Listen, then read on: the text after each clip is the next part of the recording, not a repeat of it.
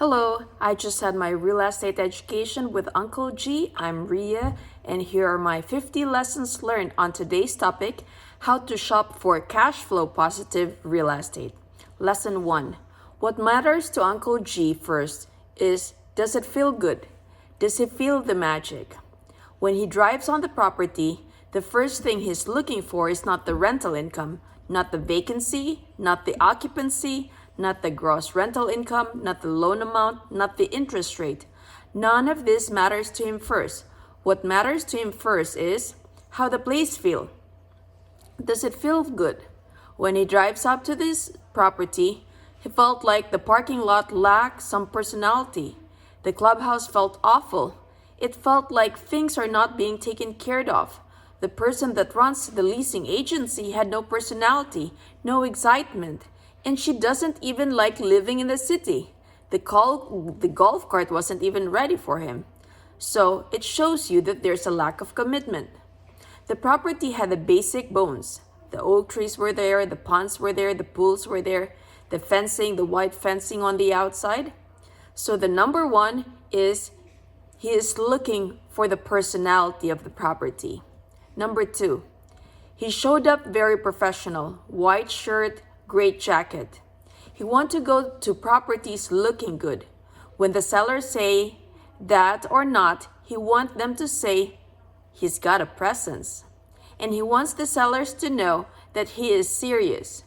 He is also punctual. He arrives before the office even opened. Number 3, 4 P's: product, people, processes, and price. Product is the property. People, this is the second thing that they're looking for, is the people that are operating the property. Processes, this is the third thing, the processes that's in place in the property. And fourth is price. Number 4 lesson, hospital matters. Number 1, they don't get rid of it. Number 2, they're gonna get bigger and bigger. Why? Because you got 75 million baby boomers going to the hospital. You go into hospital somewhere in your lifetime from 50 to 90, you're going to the hospital. Number 3, the government will cut a lot of things, but they won't cut the hospital. 5th lesson, when the big cities get too expensive, you're gonna see migration to the south. You're gonna see migration to more affordable cities. He has already seen this in Daytona, St. Lucie, Florida. In tertiary markets, outside of explosive growth cities, you'll see people move from San Francisco to Austin. There's also migration within states, like from Miami up to 45 minutes outside of Fort Lauderdale. So when things gets too expensive on the inner city, people are pushed into other cities and migrating outward. So he has seen Panama is one of those cities, as well as Daytona. Outside of Houston is Pasadena. 6th lesson, the churches, beaches, hospitals, and urbans. 7th lesson, now when you're collecting data, you got to be able to collect all the data, the good, the bad, the ugly. You have to look for reasons to buy something and reasons other people will find to buy something, and reasons not to buy something, and a bargain. You got to find reasons other people won't buy, as well as because you're going to use that in your negotiation. Number 8, you have to go through a lease audit. When tenants came in, when their leases expired, who are your tenants to make sure they're legitimate, any concessions, animals, background check to make sure their income is verified. The sellers will pack when they're trying to sell something. It's called pack a lease. 9th lesson, make sure the seller didn't pack right before the sale up to 90 days. Before a sale, a seller might load up the tenants to make it look more occupied and with concessions offered for free. Number 10, the number 1 ingredient to meet the deal is it has to make you feel good. With that being said, everything's got a price and everything's got to return. But if you don't feel it, then there's nothing. Take a look at the junk outside the front door. Try to make more of the oak trees, the lighting, the poor places has to be cleaned up, the molding around the doors, the leaves coming inside the unit. Cleaning is a huge issue. 11th lesson. When you show a unit, it needs to be spick and span. Fix up those issues. Now the problem is, if you have to do that, it costs money. And you have to be sure in this market, then you can get any more rent. You have to look at comparable to this. 12th lesson. Remember, if the property has drive-by traffic, what does that mean? What does it mean if we have to come off the road to get to a property? That means we have to spend more money in advertising. 13th lesson. When you look at properties within their model unit, when you open the door, there's leaves on the inside. The first 30 inches of the apartment, there's leaves and dust and stuff. You don't want to see that there. You don't want to be reminded that you actually have to clean something. When you're going to new, the reason you move to something new is because it's new. It's like, oh my gosh, new stories, new beginning, no complaining, no worries. Colors make it more inviting. Flowers, the landscaping, the management company. You can see there is some activity in the clubhouse. Pavement is fresh. 14th lesson. The other rule that Uncle G has is when he goes into a city, they never go look at one deal. They look at a lot of deals. 15th lesson. The way you keep a full pipeline open. Tell the broker that it's not your deal. At a price, he would be a player. Even then, he would not be a player at this market. He would not be a player on one deal. He has to have another deal. 16th lesson. This is a very, very important thing to understand when he buys. We need to understand that he picks markets that have slower job growth. He wants wages to stagnate. He does not want spikes. Let me tell you why. It's not because he wants to raise rents. It's because he does not want anybody raising the rents. 17th lesson. When the rents cannot be raised, you won't have what's called merchants builders building products. Merchant builders build to sell a product. They come in and they build, and then they sell it, and then somebody's got to fill it up. He does not want to be in a market where there's a bunch of build out. Or, lesson 18, on the flip side of that, he will buy in markets when there's been overbuilding, and then he is going in. Because what follows after overbuilding? No more building. 19th, there is two sides of the coin. 20, he would buy this market because there's not going to be any build until there's job growth and until there's wage increases. There's not going to be new builds. You're not going to have new apartments popping up. At some point, you end up being the only game in town, as they say. 21st lesson. Never ever go one place for one reason. 22nd. Multiple flows of income. 23rd. Don't come without flows of action. 24th. Never ever ever depend on one flow. 25. Don't let anybody tell you there's a shortage of oceanfront property since 2/3 of the planet is on the ocean. 26. You got to look for compression. Look for compression in the field. 27. You want to be surrounded by billions and billions of dollars with e-commerce and activity. 28.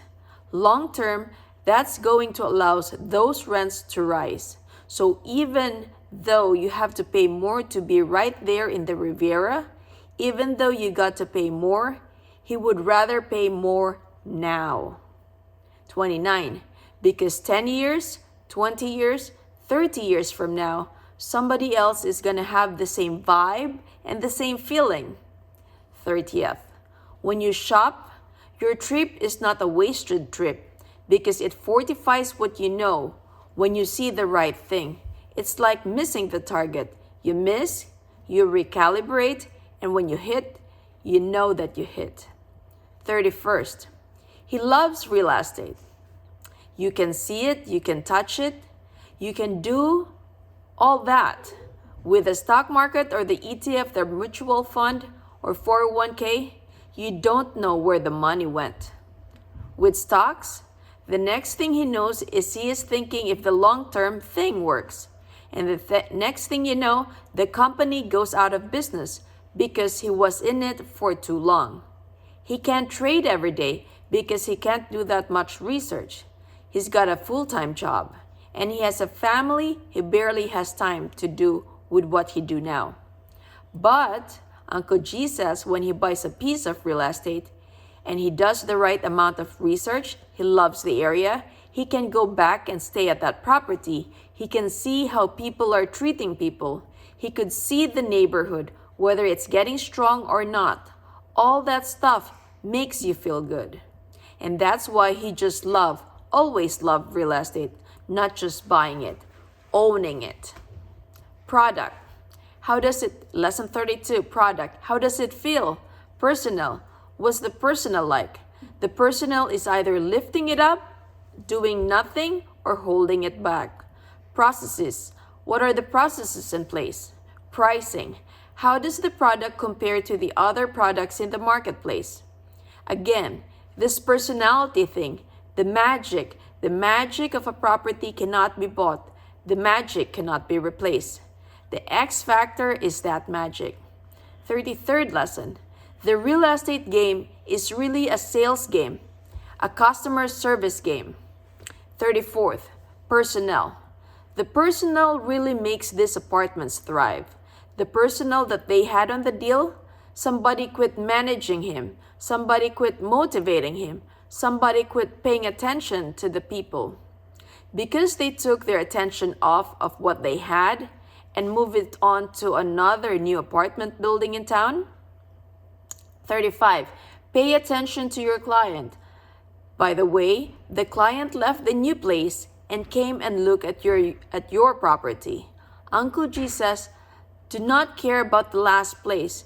They didn't buy from the last place. Uncle G doesn't care if it's a superior product at a lower price. They didn't buy, which means they didn't feel good there. People buy when they feel good. So what are you going to do? What are you going to do to make people feel good?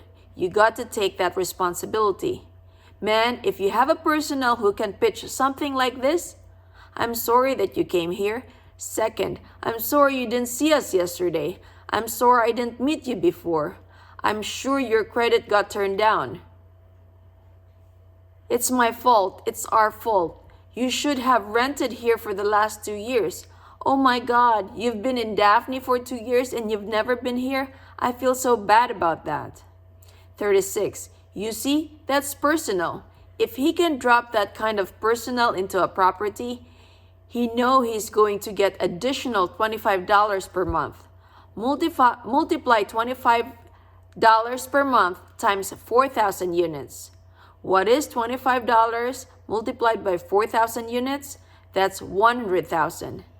Multiply 100,000 by 12 months. That's $1.2 million. Does it cost him anything to be nice to people? Now divide 1.2 million by 5% cap rate. That's 24 million. If you can do that to your portfolio, 24 million just by having the right people, well, 24 million is a lot of money. 37th lesson. Having the right people is one thing. Keeping them right every day on the game is another thing. And that's about renting apartments, and that's running your business, and that's whether it's internet or somebody walking in looking at an apartment. How do you respond to your internet leads? How do you respond to your phone calls? How do you respond to people with bad attitudes? How do you respond to crying babies? 38. You need to be observant. Uncle G saw people pulling off to the side of the road, taking selfies of themselves in front of the Panama City, and that makes him feel good. You can't see that on a piece of document talking to a broker. 39th lesson. We got to get our feet on the ground. This is the biggest challenge for people in real estate. It's getting the time away from your job or your family so you can go look at deals. 40th lesson. So when buying properties that sits on a piece of land and they pay you, the property pays you, the business pays you, and that land goes up in value over time. So location, how does it feel? What's the personnel like? What's the processes in place to maximize the opportunity at the property? How does it price out to the other product in the marketplace? For the first lesson, we can't just look at one product. 42nd, we can't just look at what we want to buy. 43rd, we got to know everything it competes with. 44th, is there going to be magic 5 years from now, 10 years from now? Will the magic get better? 45th, these are the things you need to be thinking about. Big trailers in the parking, do they belong there? Is the management taking care of this? If they do belong there, are they paying rents? Another one would be an old empty storage spots where there's vending machine that used to be there. You can think of adding bike racks with air machine to blow salt off or fill up their tires. You can get $10 per bike per month. 46. This is the same question he asked from the leasing personnel, the sellers, the brokers, the tenants. What would you do if you have an unlimited budget? Answer, they want fitness center, leasing club, maintenance center, lighting around the properties, amenities like cabanas, dog parks. 47th lesson, when people are leasing, they are leasing based on emotion. 48th lesson, when looking at properties, you got to take notes. Brochure matters. Some of the Photoshop shows you what the property needs. 49th, how does it feel? How can you make it feel? Personnel, how can you change the tenant profile? And it's by changing the property, the product, and the pricing. In Panama City, for example, there's only so much you can do to force the pricing there because of the income levels. Lower income levels for Florida. With time, that is going to pick up. With lower income levels, people don't have a lot of choices. They can't just buy a $400,000 house. They can buy $40,000, $50,000 house. But why would they buy a house when they have unstable jobs? And that makes for a good rental profile. 50th lesson. Show up even if you don't feel up to. At least it gets you the confidence. If you want to play the real estate game, this is not a part-time job. This is a full-time job and requires tremendous asset, tremendous amounts of energy, tremendous resources. Resources would mean walking properties, doing due diligence, doing research, reading over everything from economic reports to studying the income statements, sometimes going back 3, 4, or 5 years to find out the worst years these properties have so you don't make a mistake. So these are my 50 lessons learned. I hope you learned something. Take care and God bless.